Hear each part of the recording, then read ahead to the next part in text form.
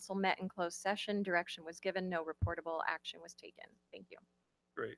Thank you. And the closed session meeting is closed, adjourned.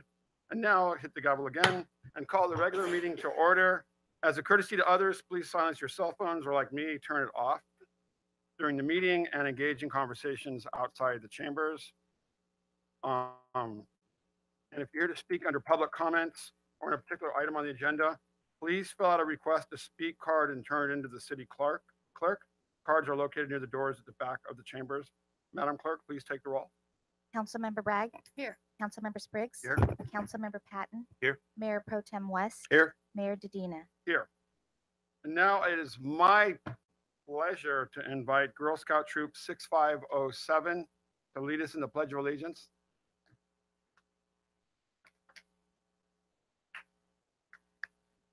Okay, clap. Yes.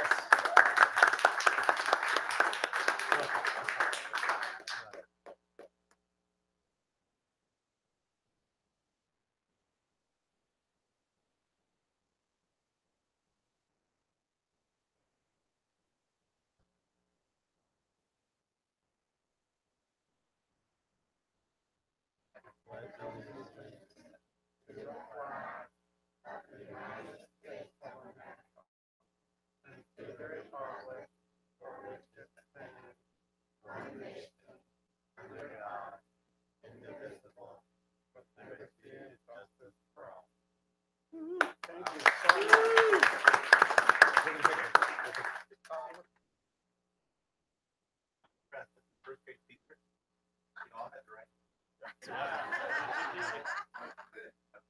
Thanks, guys, and parents, grandparents, you know, so it's great. Thank you so much.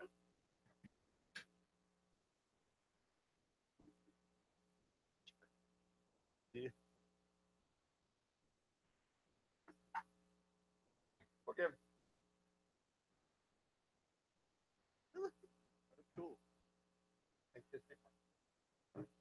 Thanks, guys. Thank you. Oh, now it's all downhill from here. No, we. All right. No, it's not. I'm sorry. Never mind. How can you can't top that. I agree, but we still have to Anyway, get things. okay, I'm sorry. Now we have the report item of the agenda, and Councilmember Bragg, please start. Thank you. Thank you. On September 7th, I attended the Sandag Transportation Committee meeting, and the real meat of that meeting was the board was asked to approve the proposed 2019 transit asset management regional targets, and that's how well we manage the assets of not only MTS but also NCTD. Just toot the horn, pardon the pun, for MTS. Our numbers are much more impressive than NCTD. We do take very good care of our rail system and bus at MTS. September 17th, I attended the LOSAN meeting. That's the heavy rail corridor from San Diego all the way up to San Luis Obispo. Of note was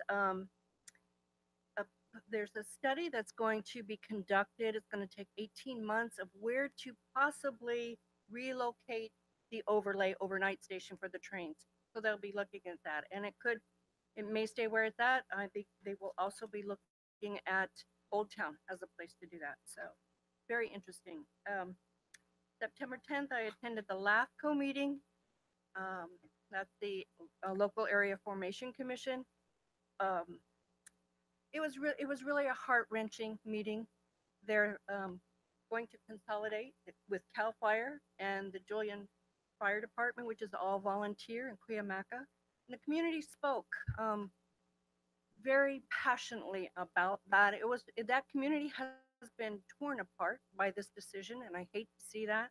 I am hopeful that there will be some kind of hybrid board come out of that. So they will have an opportunity to protest. There will be a protest meeting, so members of those communities will be able to voice their concerns. I attended the Sandag meeting, Board of Directors meeting, September 14th. Really interesting, some of the things that were talked about. One of them and it puts fear in every community's heart, and that was the regional housing needs assessment. That's talking about how many housing units each community should have. And by the year 2035, they're predicting that Imperial Beach should have 3,600 new units. So when you think about that, yeah, that was my reaction, Zeke, as well. Interesting. Also of note with that was that as far as communities that have the most low income housing, National City topped the list, and Imperial Beach was. So Thanks for citing that, by the way. It's important data. it is important data, and what they're going to be talking about is how to select those RENA numbers. So that will be something that colleagues will be looking at. Thank you. Thank you. And I think you attended the SENDEG meeting when I couldn't attend. Sorry? Excuse me, the other thing I wanted to Board meeting. announce was that the board of directors did select a new director for Sandag. His name is, and I'm probably not going to pronounce it correctly, is Hassan Igrata. He will start December 3rd. He comes to us from SCAG with a tremendous amount of experience. So that will be something new to look forward to having a new director at Sandag. We have been without a director since for about a year now. So it will be interesting to see how that all plays out. Thanks for attending that meeting, by the way. Mr. Sprague. Thank you. Most of my report has to do with the very intensive set of meetings I attended and chaired and facilitated at the League of California Cities meeting in Long Beach, Wednesday through Friday. The same time the mayor was in San Francisco, which I'm looking forward to hearing your report on that really major international conference. The League of California Cities, as you know, is the representative of all the cities in the relationship with the state of California, and their mantra is maximizing local control, where you, the citizens, and we, the lowest level elected officials in the state closest to the community, basically are in charge of the local decision making, especially land use and other related decision making. So Wednesday was, I chaired for the last time this year, the policy committee on housing, community and economic development, because we were one of the committees assigned to look at a resolution for the adoption by the entire league. And this resolution would essentially ask the staff of the league to look at a constitutional amendment or other ballot measure that would basically enshrine local control in the Constitution. It's very complicated, but the league has policy in every area that's already been developed where they fight particular types of legislation that would, for example, give us unfunded mandates at the local level. So this would be a comprehensive approach as opposed to the current bill by bill, action by action, whack-a-mole type approach that the league has been taking. And there was some interesting debate there. Some folks from one of the more affluent communities wanted to carve out some areas that wouldn't be affected. And we basically had to address those, and we managed to shoot those down and move the resolution forward. Thursday, it was a very busy day. Our coastal cities group that I chair, which is the 61 coastal cities of California that are members of the League of California Cities, we had our annual meeting. It was a very intense meeting. It was well attended. We wanted to open it up for discussion about what the league and the coastal cities group ought to be doing going forward next year, what the priorities should be. And there were a number of priority areas that at least 4 that were indicated, including working constructively with the Coastal Commission to put the brakes on some of their what's perceived to be more overreaching efforts to manage local land use control and land uses when it comes to the coastal zone. We also had in the afternoon, we had our first ever coastal group workshop at the League of California Cities. And there were about 5,000 people at the League's annual meeting, annual conference. We had a fairly well attended workshop on how to update your local coastal program. It's the first time that subject has been uh, in a workshop. How to update them in light of recent science and regulations regarding sea level rise. How do communities deal with sea level rise when they update their LCP? And we had 3 different communities. Ours was one, and Andy made a great presentation on behalf of Imperial Beach. I was the moderator. We had Pismo Beach, who are considering a small town, considering getting into the LCP game. And we had, why am I having a San Clemente, right? Who have gone through the process and are now in sort of the implementation phase. So I thought that was well attended. We had great questions afterwards, and people didn't want to leave, which is a sign that it was successful.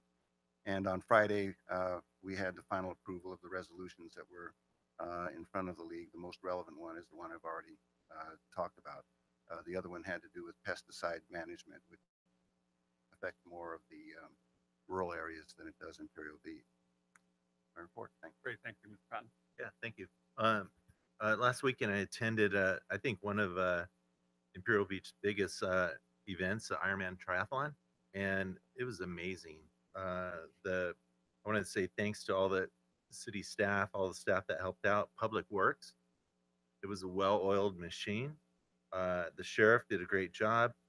Lifeguards, I mean, wouldn't happen without the lifeguards because these people were in the water. They were supposed to be in the water for no longer than an hour and 20 minutes. There were people in the water an hour and 40 minutes. That means the lifeguards were in the water probably 45 minutes before they started setting up buoys and then in the water. So the lifeguards probably in the water a good 3+ hours. Is that correct? And not just a couple lifeguards, but the entire group, except the ones on the beach, probably guarding north and south. So you're probably talking 15, 20 lifeguards. It was a great event, and I also want to thank all the volunteers that helped out, and there were tons of volunteers. These volunteers not only were helping people got with traffic and whatnot, but they were cleaning as they went. I talked to a couple maintenance workers, and they said, yeah, these volunteers, they're actively picking up trash all day long. And I know it's inconvenience for a lot of people in the city. Even me, I saw the map and I realized, okay, I need my car in this spot tomorrow. So, I kind of just figured out where to put my car so I could make a quick escape for a little while in the morning. So it was a great event. I know we don't have a lot of events like this that block traffic, but I think this is one that brings a lot of great tourism to our city and a lot of money. And then another thing that happened to me this morning, I'm on the Strand, of course, driving to work at around 6 in the morning now. No traffic. This guy in front of me, white car, I won't go into details. He had this license plate. I don't know. Somehow I glanced at the license plate. It said, I heart to be in IB. I love to be in IB. It was like, wow, that was, you'd have to see it. I mean, you can't feel my love for it, but I feel it was great. I heart to be in IB. It was amazing. I think we should get some T-shirts made like that. We put that on the list, please. That's all I have. Thank you. You should have ended the meeting that way with that. I think that would have been a great way to. I would have, but I think I'd rather start it happy. Good, thank you. Well, after the Girl Scouts, that was a great way to continue. Feel good. Mr. West. Yes. So we had this at the airport authority. I had audit, finance, and executive board meetings all this month. It was about 5 different closed sessions talking about many things, but I'm going to leave that for my brief that we have a little bit later. And then on last Friday, I was really honored to be participating with Assemblywoman Gonzalez-Fletcher, Senator Hueso, Supervisor Cox, Port Commissioner Castellanos, Councilmember Joe Gavez from Chula Vista, and federal, state, and local electeds also from Mexico. And we were really talking about something that Councilmember Bragg brought up was really housing and the concern of housing in our community. And it was a lot of the things that we were talking about. I don't know if people really understand, the state will need to build between 1.8 and 2.5 million homes by 2025 to absorb just the current demand and the expansion of our population. That's a staggering number if you were to think about it. And a lot of this housing that is taking place is actually happening inland. So those places that are happening inland, that actually goes against a lot of the things you think about for housing costs, because what you're actually swapping for housing costs, you're actually absorbing for transportation costs. So a person that is trying to build out in the outline is paying a lot more, 10 to 15 times more than most people for transportation in there. And it was a, essentially, we are really at a precipice, and we're right now at this point where we could really, our economy is doing really well in the state of California. I mean, it's the model for most of the nation. But if we don't figure out how to make this housing a more part of our communication, we're losing. It's estimated $140 billion a year, about 6% of our GDP, because we are not dealing with this housing issue. And it was a very there was a lot of discussion because we were in an economic summit where we had businesses, we had community members, we had elected officials, and it was a very great topic to be discussing with because it is so important to all people all throughout California. So made me really realize that we all need to work on this together. So. Great, thanks. I just wanted to, great report on the Ironman. I was on the beach with Captain Stabenow and Mr. Hall, and for a surfer, it was a normal kind of gnarly south swell day in IB, which we get we get thumped all the most of the time. At least I do when I paddle out.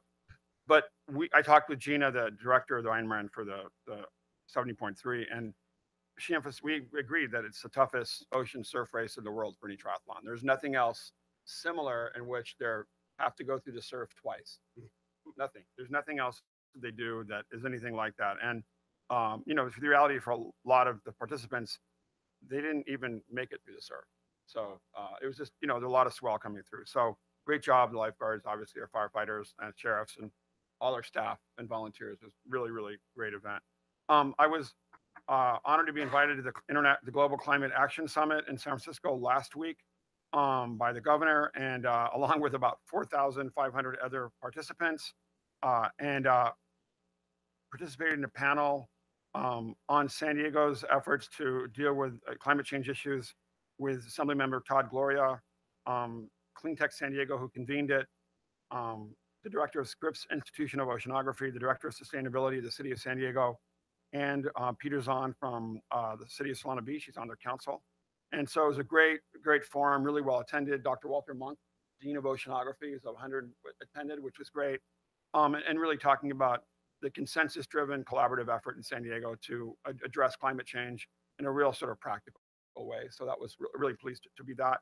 Other sessions that I attended, I was pleased to be invited on stage by Secretary of Resources John Laird during an ocean session, a pretty large ocean summit session, and to acknowledge IB's role in addressing issues like sea level rise and coastal management, along with the mayor of Oxnard and Dave Pine from the county of San Mateo, county supervisor, and others around from the state. So that was nice to get that shout out for IB and acknowledgement of the work we're doing. As well, met with the Ocean Protection Council director, who, again, people are very high praise for Imperial Beach. So I know Councilmember Spriggs, you're out in the state promoting what we're doing as well. I think all of that plays a role in sort of people acknowledging IB's forward-thinking and proactive stance on addressing issues related to sea level rise and coastal flooding, as well as just coastal management and coastal access. Apparently at the last Coastal Commission meeting, there were issues of coastal access and coastal equity discussed, and it was decided by the Coastal Commission that City of Santa Monica and City of Imperial Beach are the most sort of coastal access friendly cities in the entire state. Sweet, that was great.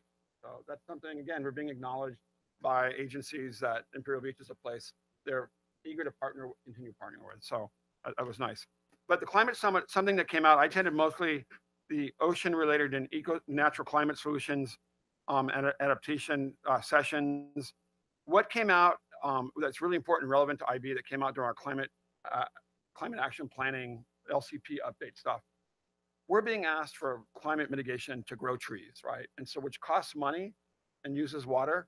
But Imperial Beach has conserved thousands of acres of carbon sequestering ecosystems, and it's acknowledged that this idea of blue carbon, eelgrass beds and salt marshes absorb huge amounts of carbon. And what came out in our sessions is that we should get credit for that. We shouldn't have to pay extra to grow more trees and waste water in essentially what is a desert when we're already doing that. And for places like the mayor of Honolulu said he wants Hawaii to be a net carbon sink, which means essentially they're absorbing so much carbon that they're an excess producer of carbon sequestration. So IB has a potential to do that. And they emphasize that every city, every agency, every government around the world should be focusing on this. So we're very forward thinking, and I think we need to essentially no other city in California is figuring this out. We need to be a leader on this. There's the bond agreement that countries around the world have signed on to address this. So I think we're moving in the right direction. We need to be innovative in how we address our efforts to mitigate climate that reward us for the work that we've already done, right? That don't penalize us and say, well, grow more trees and waste more water, but hey, let's take into account all the salt marsh areas and eelgrass beds that are under our dominion as well as help for it. So that was helpful. That was really good. And then this city had contracted Monarch Global Strategies to assist with issues related to advocacy in Mexico to get a handle on water quality from a short-term basis. I'm pleased to announce that Ambassador Jim Jones, who works with Monarch Global Strategies, had met with President-elect Lopez Obrador and did talk about water quality yesterday. And as a result of that, I met yesterday with Senator Jaime Bonilla in Tijuana. Senator Bonilla will be now the super representative of the president in Baja California. So what the new president has done is set up a system in which every state will have a super representative, a federal representative to manage federal agencies. And so Mr. Bonilla said that President-elect Lopez Obrador had personally called him to say, you need to meet with Imperial Beach. So as well as Ambassador Jones and Michael Comunez from Monarch. So I think that was an investment well spent. He made the commitment. First, he didn't make any excuses at all about why Mexico can't fix their sewer system. The first time that's ever happened. He said it was a scandal that their sewer system is the way it is. He laid the blame on state and municipal authorities and pledged to help fix the issue. So I thought that was helpful. He was very open to listening. So he said the buck stops with him. He gave me a cell phone number and said, when we have problems, we need to call him.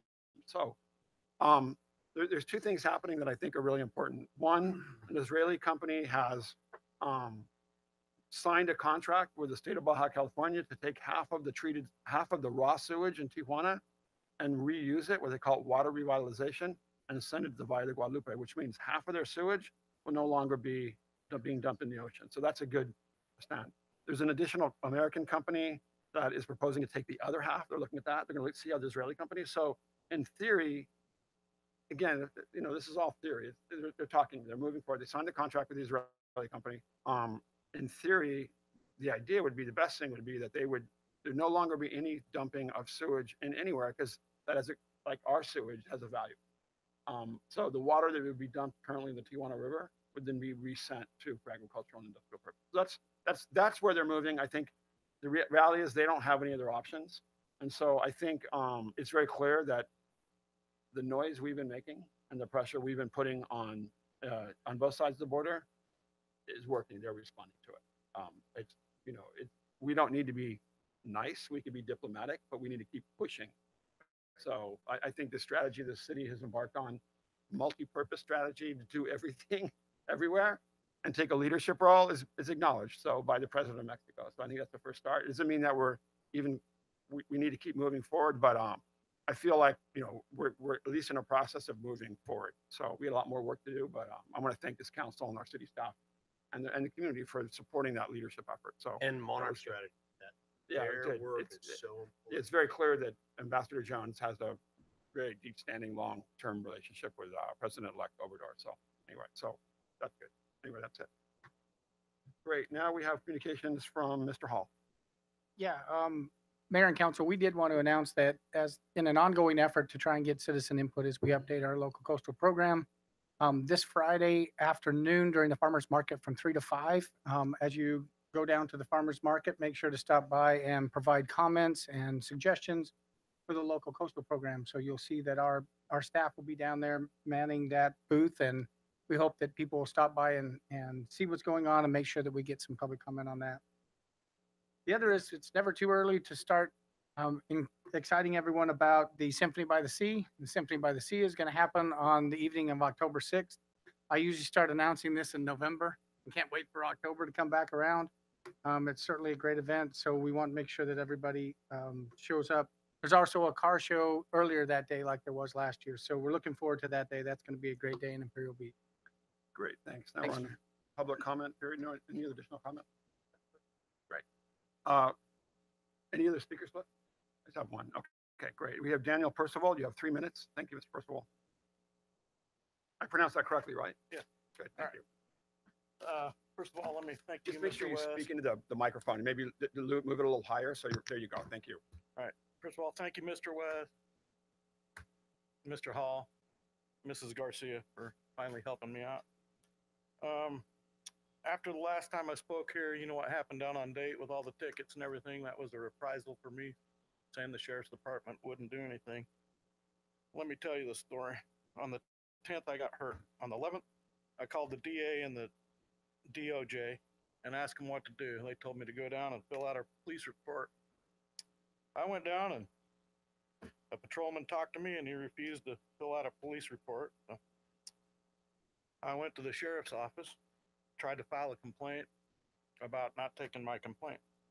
On the 13th, I went to Kearney Mesa, at which point they gave me a complaint form, wrote Sergeant Sperry's name on it, put his phone number on there, and told me he would take the complaint. I still haven't. Won't take the complaint.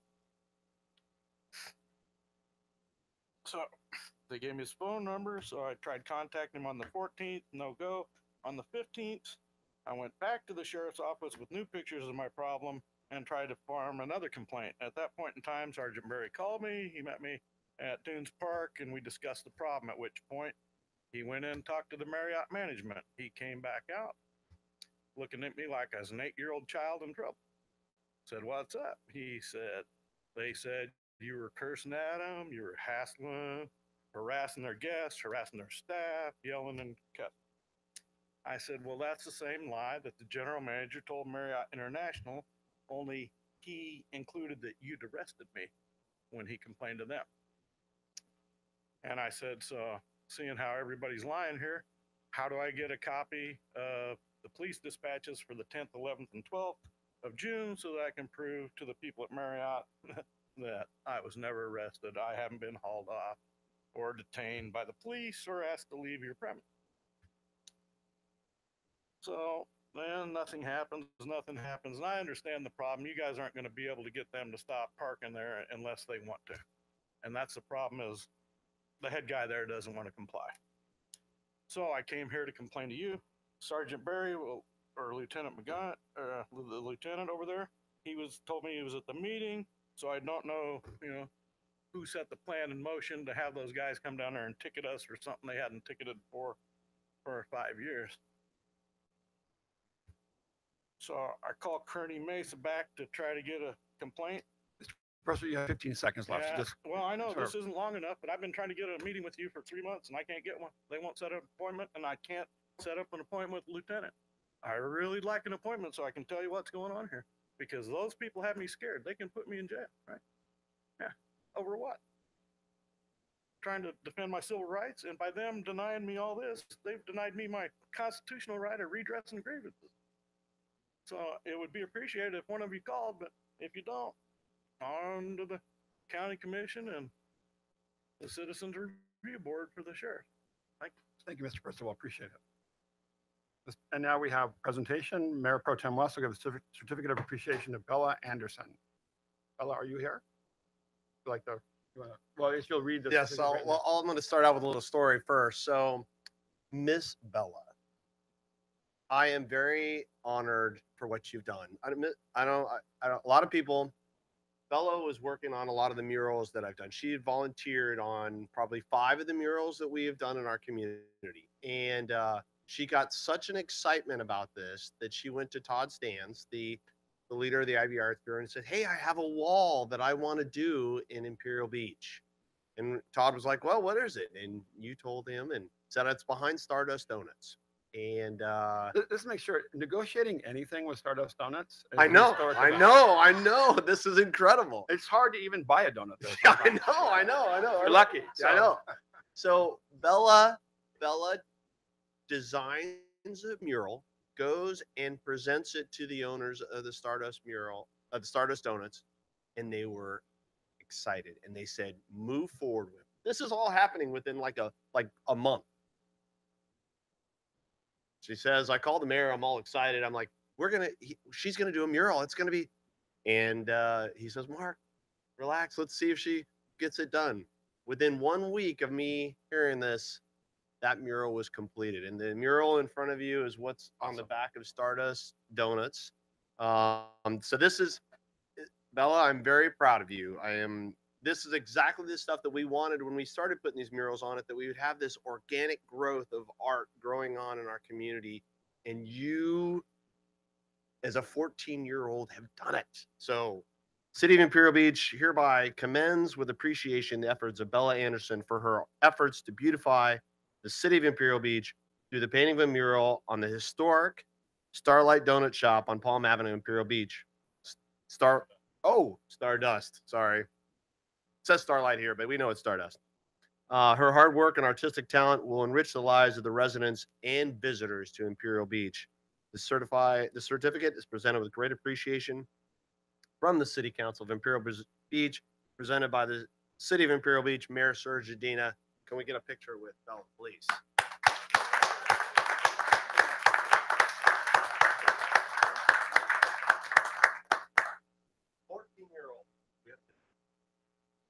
Yeah, we're the donuts. So stoked.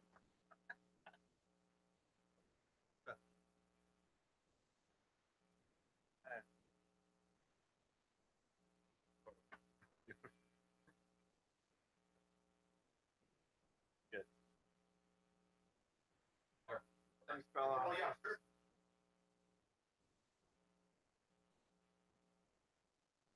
Thank you. That's an example of a leaderful community. Thank you so much, Bella. We appreciate that. We hope you're going to be doing many more, involved in many more. There's plenty of walls to do them on. So anyway, and we love the fact that homegrown artists are really taking the initiative to improving their community, our city, right? That's what this whole project is about. So thank you so much. Really, thank you, Mr. West. Appreciate it. And now we have Mayor Pro Tem West. We'll give a presentation of, I'm sorry, I'm sorry. Item 1.1 is the San Diego County Regional Airport Authority Airport Development Plan, and Mr. West will give the presentation. Thanks. I almost feel bad about how the fact that we appointed you to the Airport Authority Board, because actually it was the leaders of South County that did that. So it's been a lot of work. I recognize that. Yeah, So. thank you so much. Thank you. Mayor. Thanks for coming. You guys, See you guys. can escape. Yeah. Yes. Mayor, council members, and City Manager Hall, and officials and staff of San Diego. This is the airport development plan. So this is, I made a commitment to all the cities in South County that I would come and brief you twice a year to see what's going on. This is the biggest thing that's happening right now, and this is our airport development plan. This is to bring up to speed on our replacement of Terminal 1. Next slide, please. Okay. Oh, yeah, I forgot. Sorry. Put it on.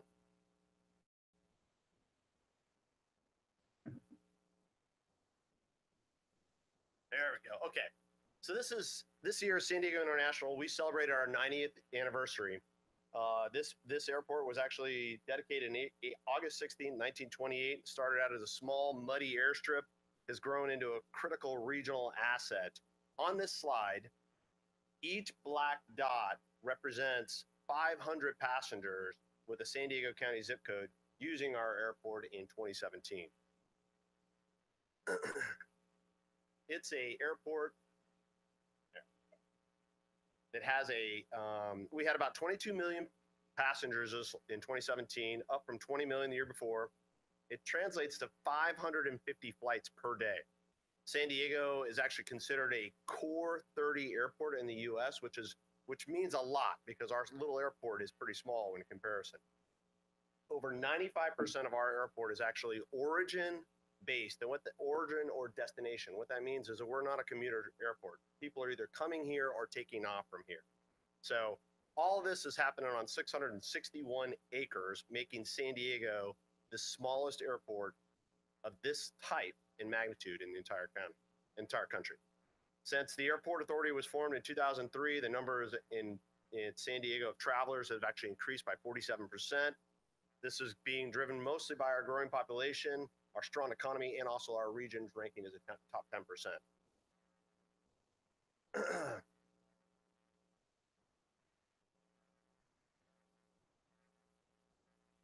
Okay.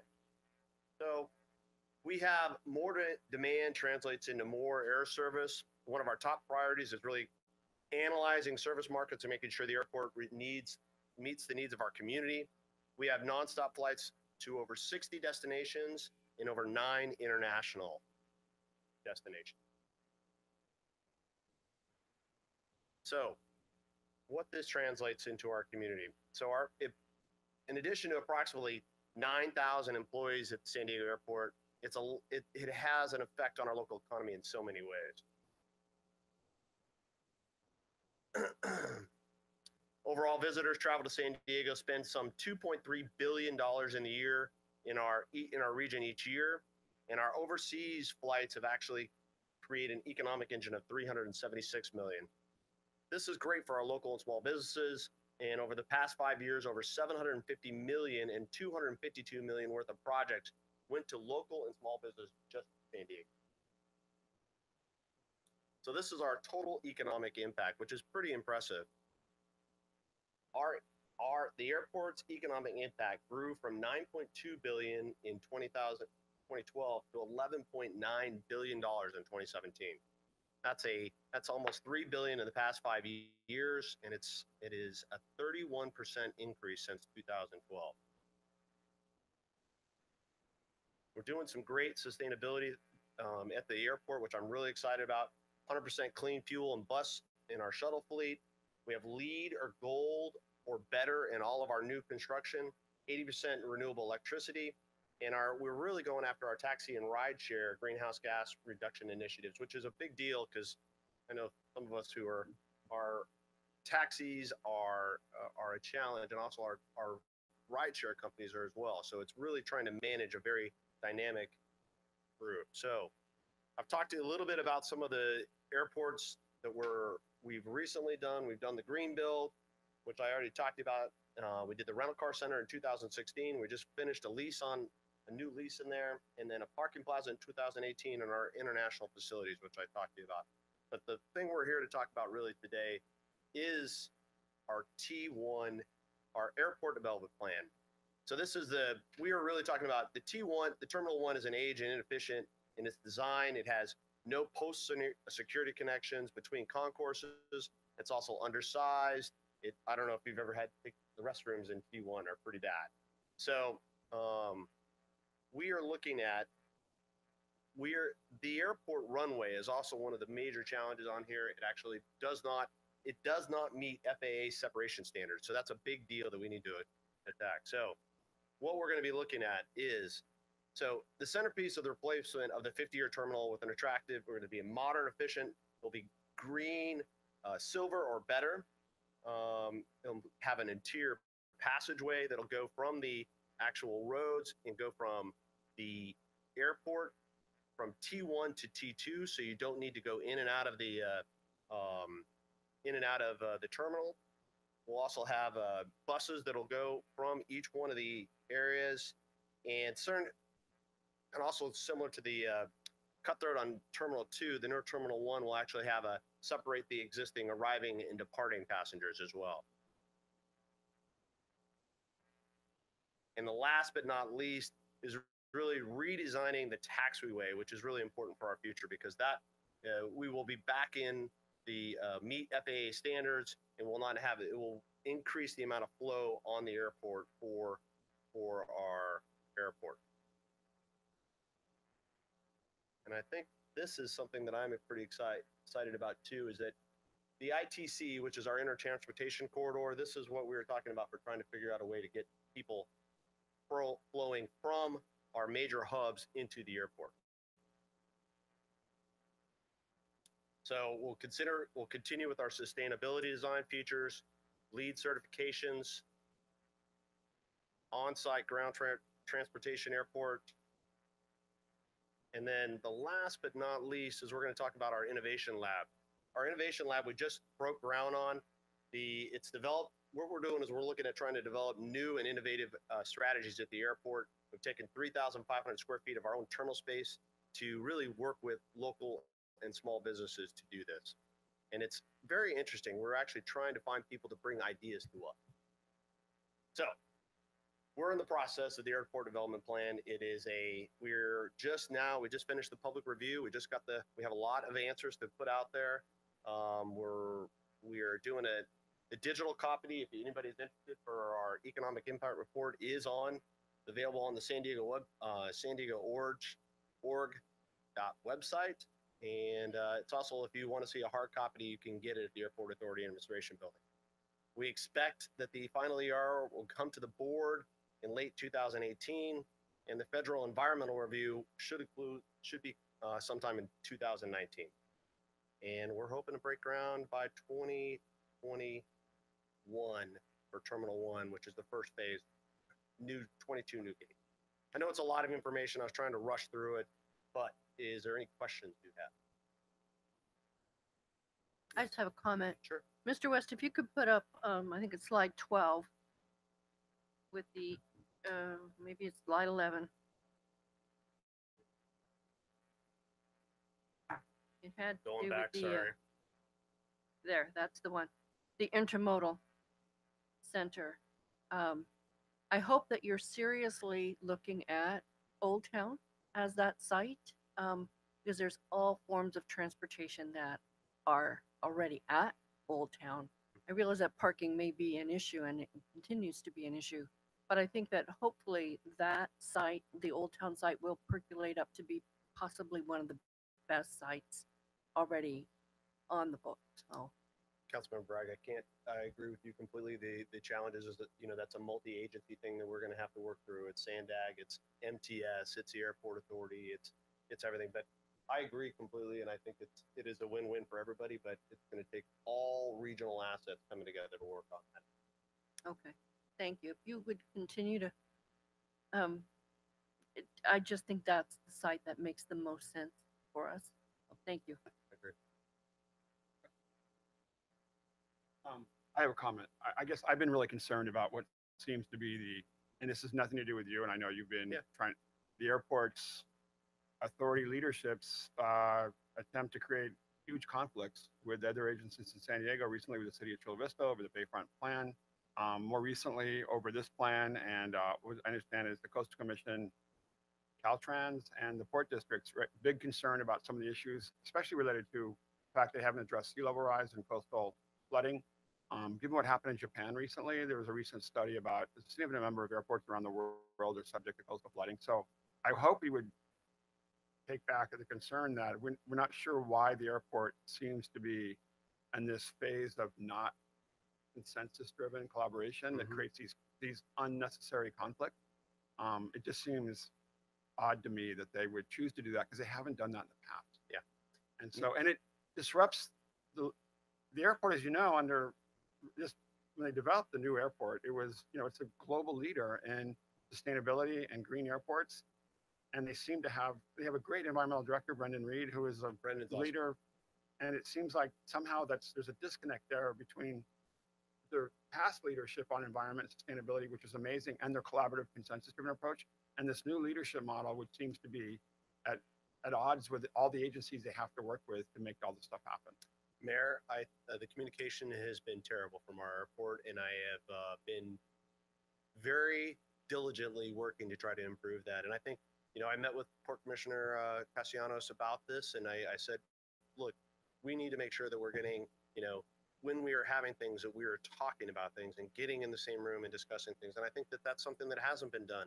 And we need to do a better job at the airport. And it's something that I have made the Executive Director, Kim Becker, aware of, that this is something that we need to do. And we are completely in agree. We want to make sure that we're working collaboratively. And that's like, kind of goes back to what Councilmember Bragg talks about with the transportation. We all need to work better because it's so many different things. And I think if you look at this project, the airport development plan, there's something to say about, we are trying to move one of the roads onto the airport authority. That's a big step in the right direction to try to remove some of that traffic on Harbor onto our airport, which is kind of if you were to read that the airport authority mandate says, we weren't really supposed to, that wasn't really in the charter, let's say. But so we're trying to, and I agree with you, Mayor, we've done a bad job, and that's something that I am working diligently to improve. Yeah. Thanks for that explanation. Additional questions, comments? Great, thank you very much. And with that, wait, you could sit down. We're on the consent calendar items 2.1 to 2.4 section now. I'd like to entertain a motion to approve consent calendar items number 2.1 through 2.4. Mr. Mayor, although I'd like to move that, I would like to make a quick comment. Sure. On item 2.4. Actually, it's a question to our city manager. Item 2.4 authorizes a senior staff member to be the treasurer. And I assume this is a temporary move until such time as we can get a senior finance officer on board to replace Doug, or is it expected to be permanent? Yeah, that's correct. The city has to have a treasurer, and it certainly can't be the city manager, and so it's separation of issues. And we're selecting the deputy city manager to serve in that role. Again, we are continuing to figure out what we're going to do to replace Mr. Bradley. As you know, we've taken a lot of different routes, and we're still pursuing that. How about Mr. Spriggs? I feel more comfortable. I think this merits a agenda item on the next meeting, if you wouldn't mind, so we have a more complete discussion of this issue. I think that's a great idea, Yeah, Mr. great. Mayor. It's a big deal Right. to have our finance person. Absolutely. back on Thanks for board. bringing it up. I agree. Great. Okay. Yeah. Great. We get that. Do you have a comment? No. Oh, yeah. Second. Please vote.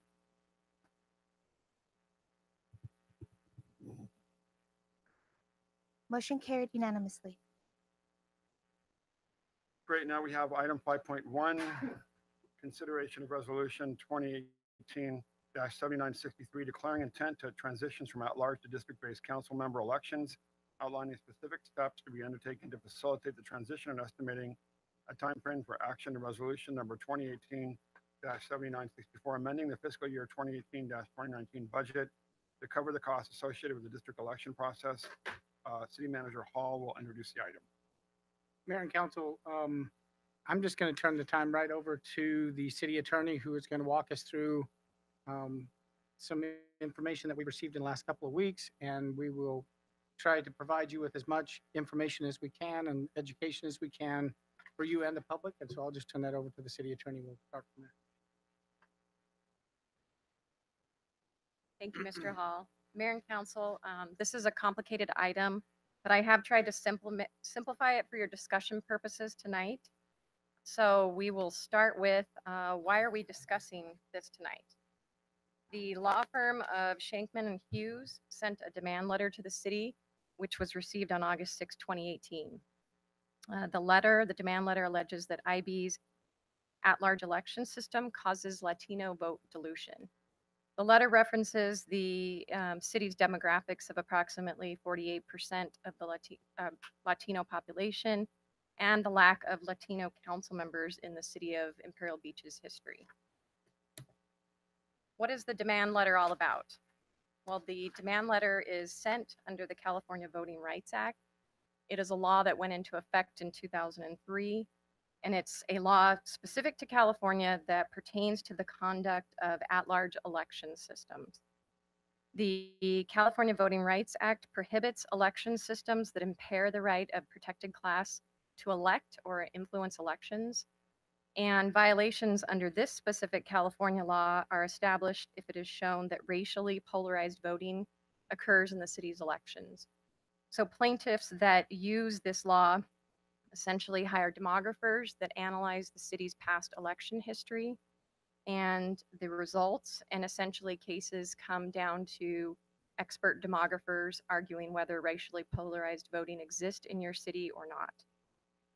There are no population or size limits in the law, so any size city can be subject to a legal challenge under this law. And IB currently has at-large election systems, which makes it susceptible to this law. How does the city deal with the demand letter now that you've received it? Either one, option one, defend a legal challenge under this law, or two, voluntarily switch to district elections. So we'll go to option one of defending the legal challenge. Some factors to note is that no public agency has successfully defended a CVRA challenge in the 15 years of the law's existence in California. Palmdale and Santa Monica are the only cities that have gone to trial. Palmdale lost and paid approximately $4.7 million to the plaintiffs for their attorney's fees and their expert costs, in addition to paying their city's own defense costs, and ultimately went to district elections after that, after losing. The city of Santa Monica is currently in trial and has already spent millions in their defense costs at this point. And for comparison purposes, they are an approximately 12% Latino population. Closing arguments in that case are going to be done pursuant to written documents, and they're due in October, so we don't have the results of that case yet. Other cities have started out with defending the challenge, and then they ended up settling at some point in the process. So I have a few of the cities. Modesto settled for $3 million, Anaheim 1.1 million, Whittier 1 million, and after settling, they moved to district elections after that point. If the city loses, the law is written that the city will have to pay the expert fees and attorney's fees for the plaintiff, and then obviously you've got your own defense costs to pay too. Even if the city wins a legal challenge, that doesn't prohibit additional challenges. So if the city wins with one challenge, other attorneys could file challenges. And every time the city holds an election, there's a new set of election results that can be used as a basis to show the city has racially polarized voting. Option two is the voluntary switch to district elections. So after no public agencies were having success in defending the California voting rights actions or challenges, new legislation was passed in California about a year and a half ago to assist cities in a voluntary transition process once litigation has been threatened. So it's known as the safe harbor in the elections code from CVRA litigation. And essentially what it does is it provides a city 45 days protection from litigation from the date of receipt of the demand letter to consider the city's options. If within that, within that 45 days, the city must adopt a resolution of intent if it wants to follow the safe harbor process. If you adopt the resolution of intent, then it has another 90-day period where plaintiff cannot file a legal action.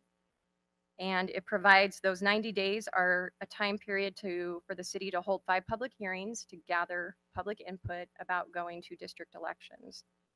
So if the city complies with all of these steps, then the plaintiff's attorney's fees that sent the demand letter are capped at $30,000.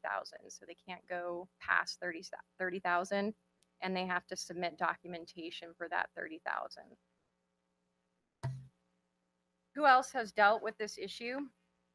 Well, the only cities left without district elections in San Diego County are Imperial Beach, Coronado, National City, La Mesa, and Lemon Grove. The following cities have all switched to district elections in San Diego County, which is Oceanside, Vista, Carlsbad, Encinitas, San Marcos, Escondido, Poway, Santee, El Cajon, Chula Vista, and most recently Solana Beach. Obviously, the city of San Diego and the county of San Diego already had district elections, I believe, before this law went into effect. And across the state, at least 100 cities and 175 school districts have switched to or are in the process of switching to district elections.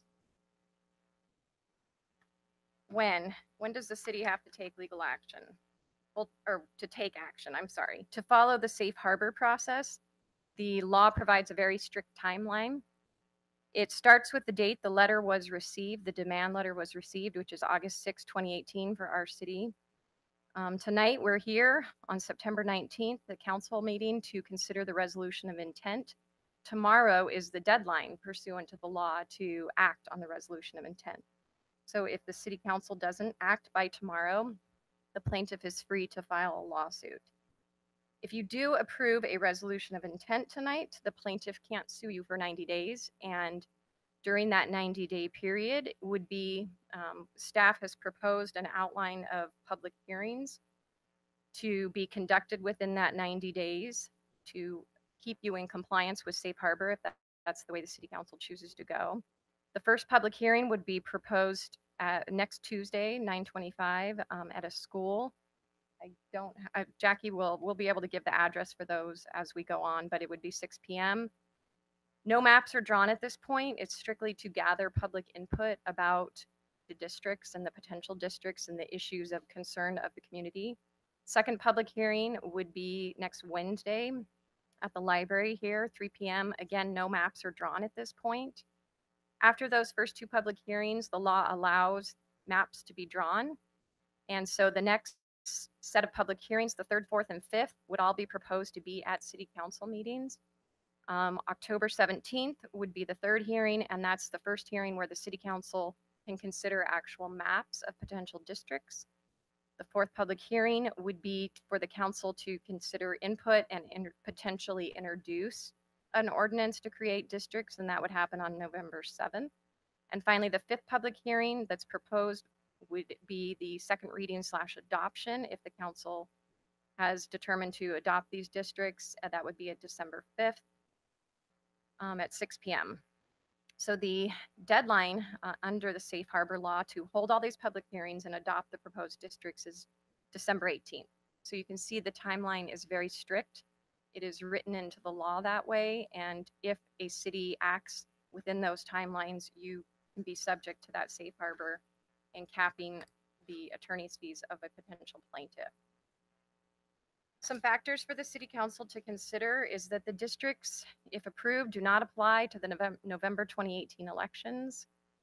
Generally speaking, the council members elected in 2018 would get to serve out the terms. And I say that because during this process, the city council would also decide upon phasing in the districts so that you wouldn't, cities don't have to adopt all of the district elections in one election. They can phase it out and do a few districts at a time.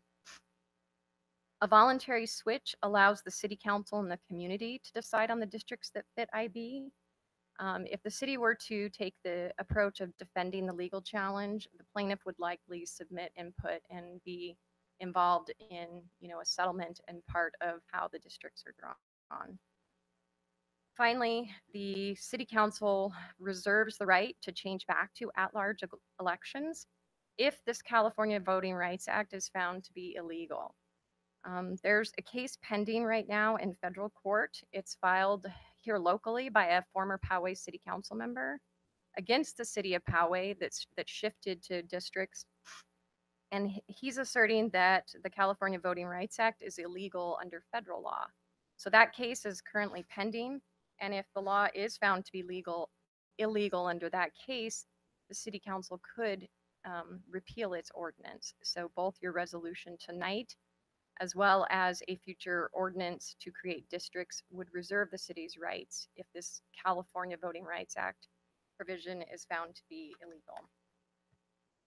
Next steps for the council are to consider adopting the resolution of intent tonight and the budget resolution that are presented in the staff report. To use the next 90 days, if you do adopt those, to gather the public input, hold the required 5 public hearings, with the assistance of a professional demographer. So the city would hire a professional demographer, and the city is proposing a NDC, which is a demographer that has worked with over 200 jurisdictions to help them create districts and they help facilitate the public meetings and talk about the different things that can be taken into consideration when creating districts. And then, as I mentioned, next week, 925 and 926 are proposed as the first two public hearings related to this issue. I know this is a lot of information. I'm here to help with council questions, and just wanted to mention that there was a citizen comment that is submitted as last minute agenda information under this item.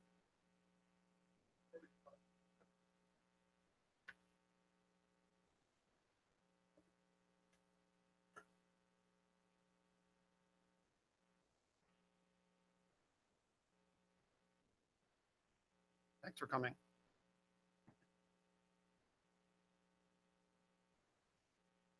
Okay, Erica Lowry, 740 Oneonta Avenue, Imperial Beach. My phone number is on file. I promise to be brief this time. Let me start with some background for those in the audience who may not know me. I ran for city council twice. Neither time I was elected. And neither time did I run with my ethnic background denoted. And that comes into play later. I feel that segregating Imperial Beach into districts would actually limit the inclusiveness for all those running for office. Currently, anyone can run for any office. You know, these 4 seats are up for the whole city. By breaking into districts, only certain districts would be represented at any given time, effectively limiting the number of people available to run for any given seat. Furthermore, the city of Imperial Beach as a whole is smaller than many of the districts in mid-cities in the state, even the ones that were shown by the attorney. There's no way to compare the size of Imperial Beach to even a standard district in some cities. Like Chula Vista, for example, their districts average about 60,000 people per district, and that's per the city's website. The whole city of Imperial Beach is about, what did I figure out? About half of one district. So we can count Imperial Beach, in effect, as one district. It's not financially realistic. The money that we can be used can go elsewhere other than breaking up the district and all the associated costs. And just because there's nobody who actually wins a seat doesn't mean we don't have people who are actively running on all demographics. This possible lawsuit is a ransom, pretty much similar to ransomware. It's just a hostage. It's a hostage letter that's holding us and our finances as hostage. The monies could go so many other places: public safety, recreation, special events coordinated within the city. Now, I began saying that I didn't run on my ethnic background. Most people don't know mine, but none of you will guess it. I don't taught it. I think I've used it once in my life. Because the possible lawsuit is implying that it encumbers Latinos that are running for office, which I already say is false. We have them running, we just don't have them necessarily winning. It would also encumber my personal minority status if it is broken into districts. You see, I'm Native American. I'm a Creek Indian. Another protected class. Thank you. Thank you. Mr. Partlow?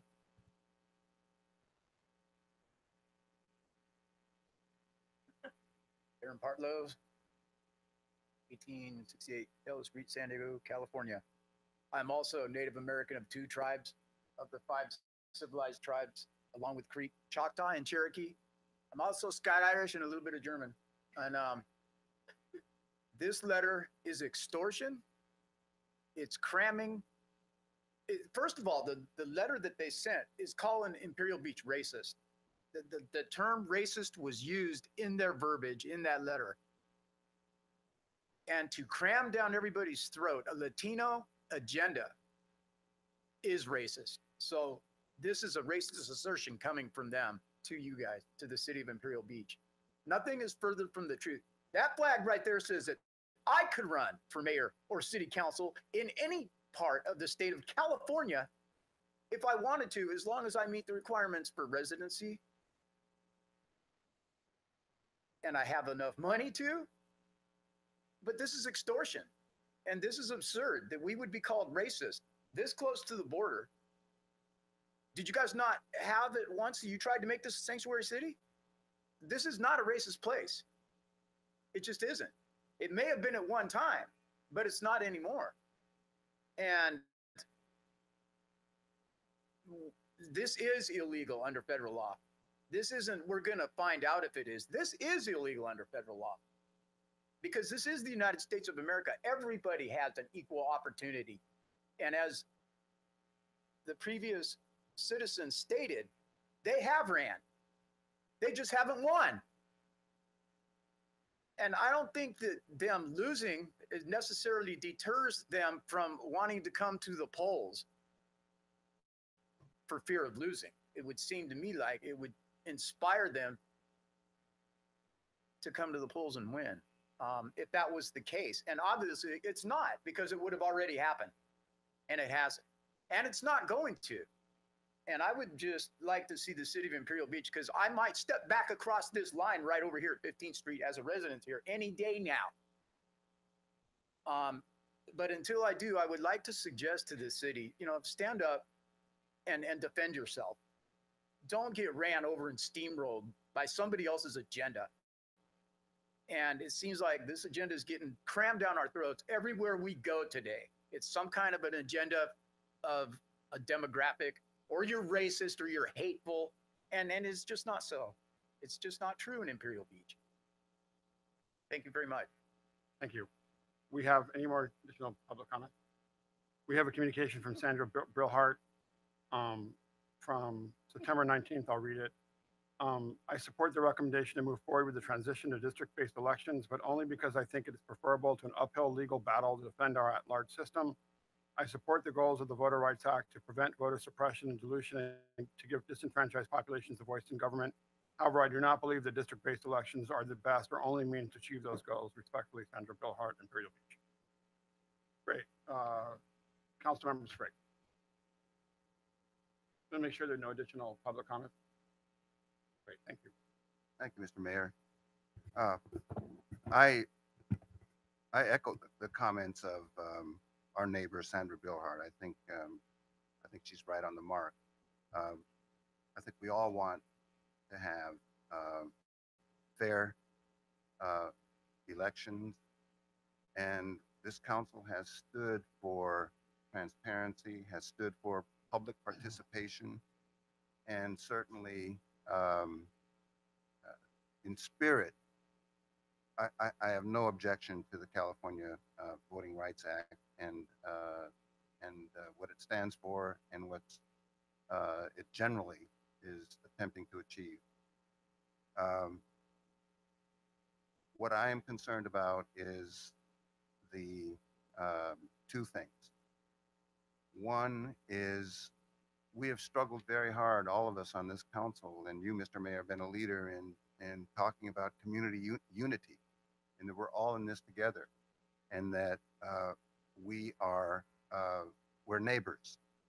And my concern with, and that's a wonderful thing, and it's one of the great things about being a small community like Imperial Beach is that we all know each other and we all can support each other. I think dividing this community into districts that would be somewhere on the order of maybe, I don't know, 2,000 or 3,000 voters per district, or maybe 7,000 if it's 4 districts, 7,000 according to the census per district, is not the way to achieve greater community unity and us looking at solving our problems together. I can imagine people in different districts running for election, catering to whatever they can get that district to mobilize to support them, which could be separate and distinct from a more community-wide approach that we all take now. My second, and I don't know if this has existed long enough for us to have any data on how it's affected smaller communities that have gone to districts and whether it's affected their dynamics as a community. It'd really be interesting I'd really be interested in knowing that, but I don't think it's going to matter in this case because it looks as though it would be a very difficult uphill battle. Secondly, this council has made some very, very tough, smart, well thought through legal decisions in the past. We did that in connection with how to tackle the demise of our redevelopment agency and make sure we got our shopping center done. We've done it in the case of the cross-border pollution. We've done it in the case of the sea level rise litigation. We've really thought through these issues, and we've decided to move forward when we think we have a reasonable chance of winning. From what our city attorney has said, it doesn't look like we have much of a chance of winning this one. And even if we pursue it and lose, we're still going to be set back at least $1 million, maybe several $1 million of our community's money. The last point I want to make, and I'm sorry for taking so much time, but I really feel passionate about this. I am offended by the language of Kevin Schenkman's letter justifying this action on behalf of his client. I think he goes way beyond what's necessary to trigger the California Voting Rights Act. And he makes libelous allegations against the city council and the people of Imperial Beach in this letter. He says, what matters, and I'm quoting, what matters is that the unsubtle racist beliefs of the Imperial Beach citizens, insofar as they effectively deter and bar Latinos from participation in city government, have solidified the city council as a racist institution. As a two-term council member who's been all over this community 3 times now in this, and as an African American, I find that extremely offensive. This community is not racist. I wouldn't be here if this community was racist. As a Black male, I wouldn't be here if this community was racist. And I think there are other factors that are explanations for the lack of Latinos on this city council. I would rather we address those, spend our money with voter education, voter registration, transporting people to the polls if necessary. That would be a much better way to make sure that there's representation from all parts of Imperial Beach than dividing us up. But I'm a supporter of the California Voter Rights Act, and if this is what we have to do, then we will do our best to implement it, I would hope, in as fair and effective way as possible. Thank you, Mr. Spriggs. Councilmember Breck. Thank you. I wanted to bring kind of a historical perspective forward. In the 90s, this community did do separation. It was done for a very different reason. It was all part of our neighborhood revitalization program. And I don't know how many of you remember that, but it was done with passion. It was done with respect. And it was actually, the reason why it was done was for the fair and equitable distribution of resources that the city had. So we had 6 neighborhoods, and we went into each neighborhood and we put all of our resources in that neighborhood, whether it was for paving or sidewalks or tree trimming, whatever it was. And the community came together and even picked out the names for each neighborhood. And that's how you ended up with Seaside Point and Mar Vista. That's how it was decided. It was decided by the community. So I'm hoping that in that spirit, as we move forward, if we do move forward with this, that same type of spirit will be present when and if the maps will be drawn. We've seen the timeline. It's very aggressive. I think it's something that we can accomplish. None of us like. Yet again, we are being kind of backed into a corner. And just, I did want to ask our city attorney, was the attorney from Poway, was that Jim Cunningham? Do you know? I don't curious. believe it was Jim Cunningham. He's pretty good. I'm familiar with him. He's pretty good at, and it sounds like something he would do. And then lastly, just for the record, I too am Native American. My grandmother is a full-blood Seminole. Thank you. Thank you. With that, additional comment? Any additional public comment? Great. Thank you. That ends the public discussion. That ends the city council discussion. With that, I'd like to entertain a motion to adopt resolution number 2018-7963, declaring the city's intent to transition from at-large to district-based elections, outlining specific steps to be undertaken to facilitate the transition and estimating a time frame for action. Second. Please vote.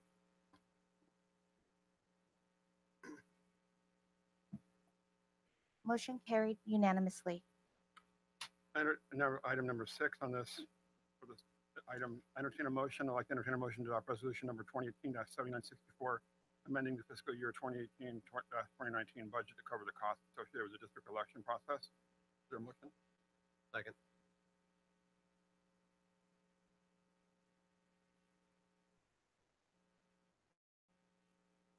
Just for a point of discussion, could perhaps, Wait, did we get the vote tabulated? I need Councilmember Bragg to vote. Brian, if I could ask the city attorney, just as a point of discussion, to read those associated costs. Do we just tabulate, make sure we just tabulate? Did that go through? Motion carried unanimously. Okay.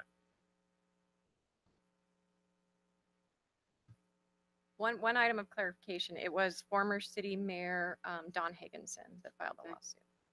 And the cost, are you talking about the resolution for the budget amendment? Yeah. So the budget amendment is proposed at 150,000 to deal with this issue for creating districts. That was 150,000. Yes. Thank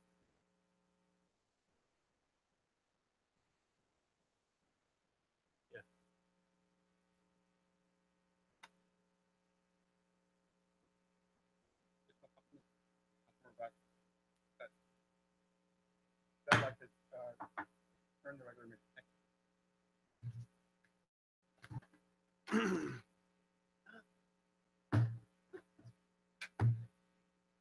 You did a great job. I'm actually amazed. Out by 7:15. So you don't have any third point yet.